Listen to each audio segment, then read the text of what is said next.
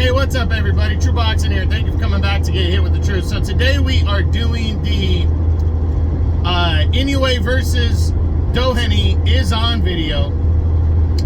As the monster, number 2 pound for pound right now, Naoya Inoue, the reigning undefeated, undisputed super bantamweight champion of the world at 122 pounds, returns on Tuesday, September 3rd, to defend his 4 belts for the second time this year, when he battles former IBF champion at 122, TJ Doheny of Australia.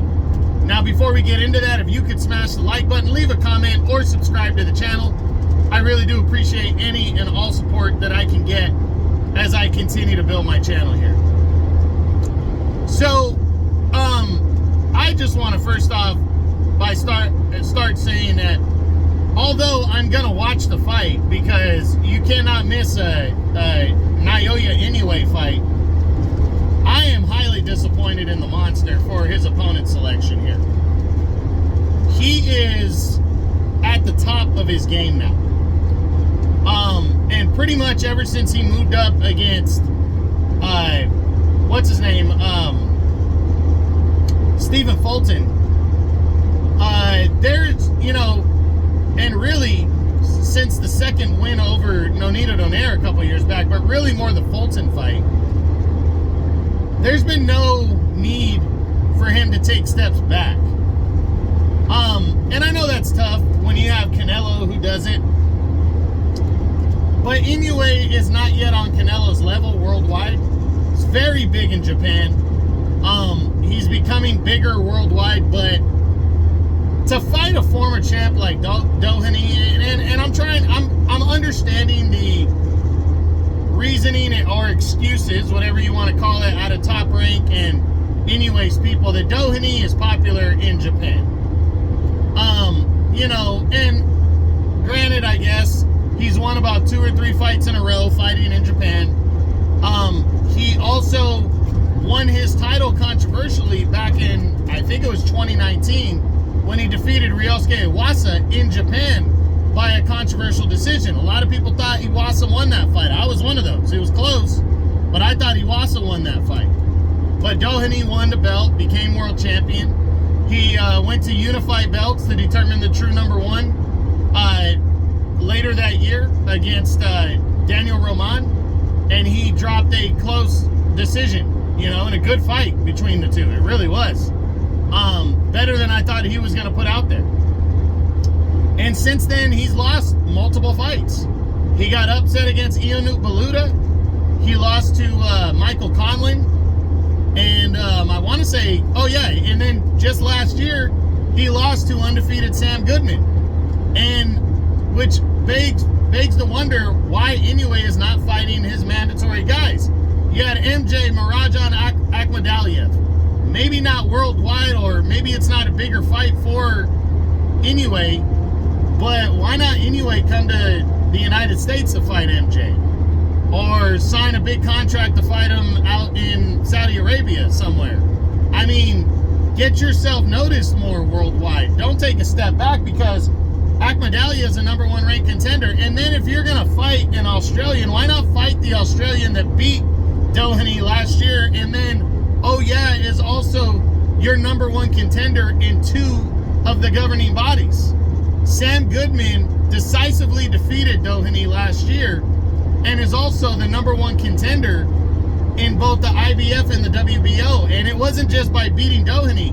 He went out and defeated Rais Salim as the underdog. He defeated him last year and locked down his mandatory position. So Sam Goodman is a legitimate fighter. He's undefeated, and he's very deserving of the fight, as is MJ, who's a former unified champion. You know, putting everything in perspective, MJ defeated Daniel Roman, the guy that beat Doheny to take the title in unified belts. MJ defeated him to become unified champ. He suffered a minor blip by a split decision last year against Marlon Tapales, and Inoue went and knocked out Tapales. But most people feel, myself included, that if MJ and Tapales fought again, MJ's getting his hand raised by a knockout win or a decisive victory. So I'm very perplexed by Inoue choosing Doheny. And I'm hoping that once he's done with Doheny, because honestly, guys, I like TJ Doheny, I do, no knocking, but the proof is in the pudding. I think his best days are behind him. I don't think he poses even close to the threat that Luis Ortiz was, and I think he's going to get the shit beat out of him by Inoue, and it's going to be quick work. And maybe that's what Inoue wants, because he wants a big December fight. And Junto Nakatani just this morning scored a body shot first round knockout victory to retain his Bantamweight title, suffering really no ill effects from that.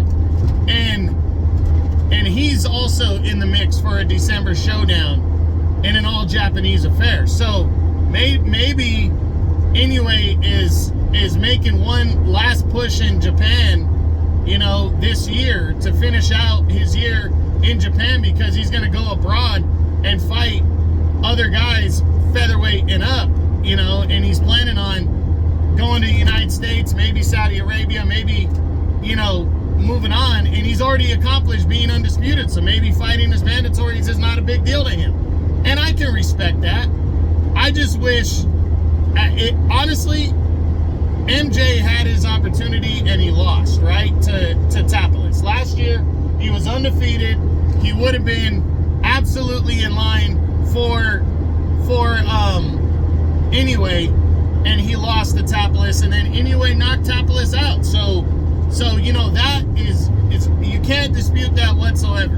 But Sam Goodman is undefeated, and if you're gonna fight one guy that matters in the division, Sam Goodman would have been that guy, who has no blips, no losses, no nothing. And it's also that same side of the world fighting out of Australia. So that would make sense to me right there. It still would have been a big fight. And then, you have the flip side of the, you got now Junto Nakatani is in the mix as the undefeated next monster, A lot of people are calling him that. He's 28-0 now with 21 knockouts. So now maybe he is firmly on the radar for December. But anyway, just disappointed in the opponent selection. But if he wants quick, easy work and doesn't really want to challenge himself too much, then Doheny's his guy heading into a major fight in December. So I think that is likely what is the answer to the question of why for Doheny. But Doheny is getting his opportunity, and we'll see how he takes advantage of that. So Tuesday, September 3rd, early morning in the United States, ESPN Plus, Inoue versus Doheny is on for the undisputed Super Bantamweight Championship of the world at 122 pounds. I hope you enjoyed the video. If you did, smash the like button, leave a comment, or subscribe to the channel. I appreciate any and all support. This is True Boxing. You've been hit with the truth.